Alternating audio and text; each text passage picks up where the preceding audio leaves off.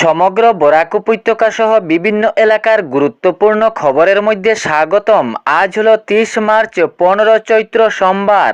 আজকের প্রথম খবরটি হলো রাজ্যের বিধানসভার ঠিক আগ মুহূর্তে 15 জন কংগ্রেস নেতাকে দল থেকে বহিষ্কার করা হয়। রাজ্যের বিধানসভা নির্বাচনের ঠিক প্রাককালে দলীয় শৃঙ্খলা ভঙ্গের অভিযোগে 15 জন কংগ্রেস নেতাকে দল থেকে বহিষ্কার করা হয়েছে। বহিষ্কার করা নেতারা হলেন তেজপুরের পল্লবী শইকিয়া, সীতাবরের ভাস্করজ্যোতি বড়ুয়া, রোহারের মুকুট দাস, কুয়াউর বিজু দুয়ারা এবং দলগাঁওর আইনুল হক। সঙ্গে আরও রয়েছেন বহিষ্কৃতদের মধ্যে গৌরীপুরের আব্দুল মিয়া, টেঙ্গারের আফতাদুর আলী খান, উদারবন্দের তপন দাস, কাটিগড়ার সন্দীপ দাস এবং বড়খলার জহিরুল ইসলাম বড়বইয়া। সঙ্গে আরও বহিষ্কৃতদের নাম রয়েছে। সূত্রে জানা গিয়েছে, অসম প্রদেশ কংগ্রেস কমিটির সভাপতি গৌরব গগৈয়ের নির্দেশে দলীয় শৃঙ্খলা ভঙ্গ এবং দল বিরোধী কার্যকলাপের অভিযোগে 15 জন নেতাকে 6 বছরের জন্য বহিষ্কার করা হয়েছে দল থেকে। অভিযোগ, এই নেতারা দল ও জোট প্রার্থীদের বিরুদ্ধে গিয়ে নির্দল প্রার্থী হিসাবে মনোনয়ন দাখিল করেছিলেন।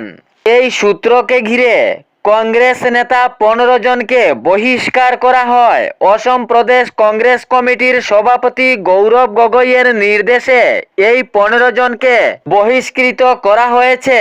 রাজ্যের বিধানসভা নির্বাচনের ঠিক প্রাককালে দলীয় শৃঙ্খলা ভঙ্গের অভিযোগে এই 15 জন কংগ্রেস নেতাকে দল থেকে বহিষ্কার করা হয়েছে। এর পরবর্তী খবরটি হলো 5 বড় গ্যারান্টি। কংগ্রেস দল থেকে অরুণোদয়ের পরিবর্তে দেওয়া হবে মহিলাদেরকে মাসে 50,000 টাকা করে। বিজেপির দেওয়া অরুণোদয় প্রকল্পকে বঞ্চিত করে মহিলাদের ব্যাংক অ্যাকাউন্টে 50,000 টাকা দেওয়ার ঘোষণা কংগ্রেস দলের। অরুণোদয়ের যোগ্য মহিলাদেরকে প্রতিজনকে দেওয়া হবে 50,000 টাকা করে ঘোষণা করল কংগ্রেস। রাজ্যে বিধানসভা নির্বাচনের প্রাককালে এই বড় সিদ্ধান্ত কংগ্রেস দলের। এই প্রতিশ্রুতি দিয়েছে কংগ্রেস দল। 5 বড় গ্যারান্টি কংগ্রেস দলের। কংগ্রেস আরও জানিয়েছে, রাজ্যে যদি ক্ষমতায় কংগ্রেস আসে তাহলে 100 দিনের ভিতরে অসমবাসীর হার্টথ্রব জুবিন গার্গের ন্যায় বিচার পাইয়ে দিবে রাজ্যবাসীর সামনে। এ প্রতিশ্রুতি কংগ্রেস দলের। কংগ্রেস দল নির্বাচনের প্রাককালে আরও জানিয়েছে, অরুণোদয়ের নামে যে ফ্রি টাকা দেওয়া হচ্ছে তাহাতে মহিলাদেরকে অলস করা হচ্ছে। কিন্তু রাজ্যে ক্ষমতায় যদি কংগ্রেস আসে তাহলে এভাবে করবে না। ব্যবসা করার জন্য সেই মহিলাদের ব্যাংক অ্যাকাউন্টে দেওয়া হবে 50,000 টাকা করে। এ বড় প্রতিশ্রুতি কংগ্রেস দলের। সঙ্গে আরও জানিয়েছে, ভূমি পাট্টা সহ স্বাস্থ্য পরিষেবার উপরও বড় পদক্ষেপ নেবে কংগ্রেস দল।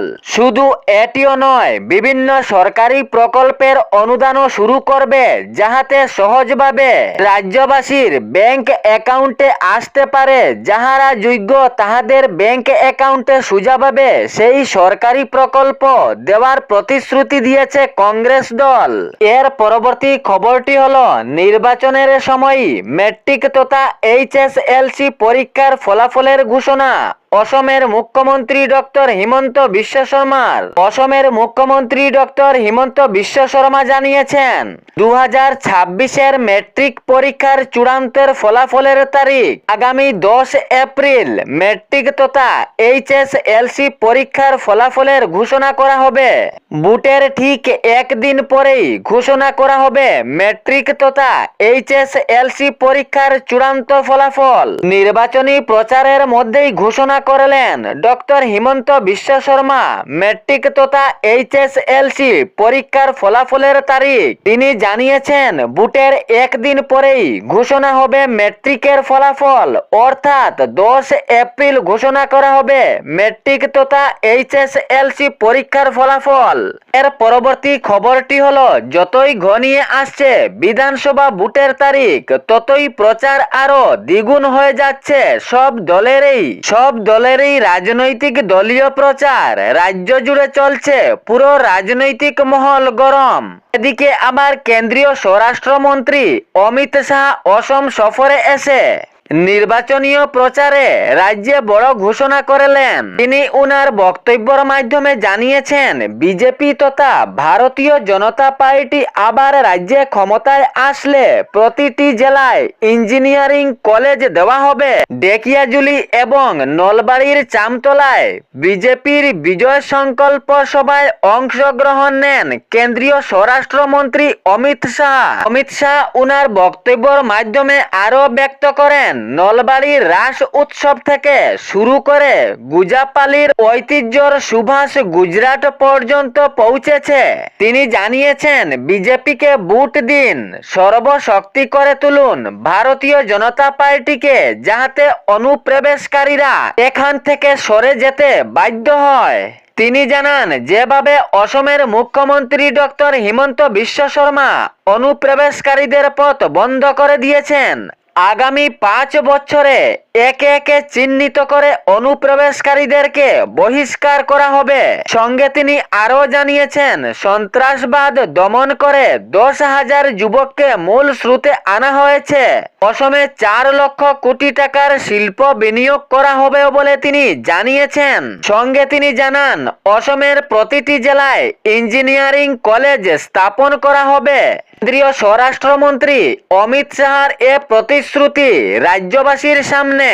এর পরবর্তী খবরটি হলো বরাক উপত্যকার হাইলাকান্দির কংগ্রেস প্রার্থী রাহুল রায়ের বক্তব্য সামনে এসেছে। তিনি নির্বাচনীয় প্রচারে গিয়ে জনশ্রুতের মধ্যে জানিয়েছেন রাম শুধু বিজেপির নয়, রাম সবার নামে রয়েছেন।